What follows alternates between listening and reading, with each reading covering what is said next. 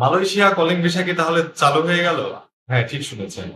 10 তারিখে Malaysia calling ভিসার জন্য মেডিকেল প্রসিডিং চালু হয়ে যাবে।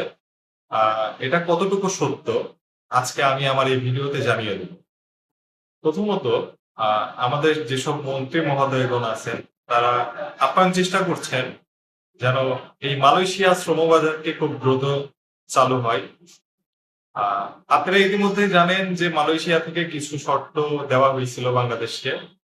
যে শর্তগুলোর মধ্যে ছিল আপনার যেসব রিক্রুটিং এজেন্সি আপনার 10,000 স্কোয়ার ফিট অফিস থাকবে এবং আদার্স যেসব শর্তগুলো দেওয়া ছিল সেগুলো পূরণ করতে পারবে, তারাই শুধুমাত্র মালয়েশিয়াতে লোক পাঠাইতে পারবে।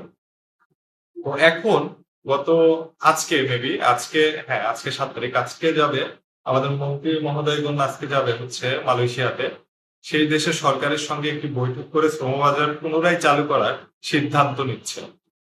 তো এটা আসলে কতটুকু সত্য যে 10 তারিখের পর কি আসলে মালয়েশিয়া কলিং ভিসা চালু হচ্ছে বা মেডিকেল কি চালু হচ্ছে, এটা কতটুকু সত্য সেটা যদি আপনি জানতে চান, আসলে অনেকেই আছে ভুয়া নিউজ ভুয়া তথ্য দিয়ে বিভ্রান্ত করে, পাসপোর্ট আটকে রাখার চেষ্টা করে এবং এতে করে তাদের অনেক লাভ হয়।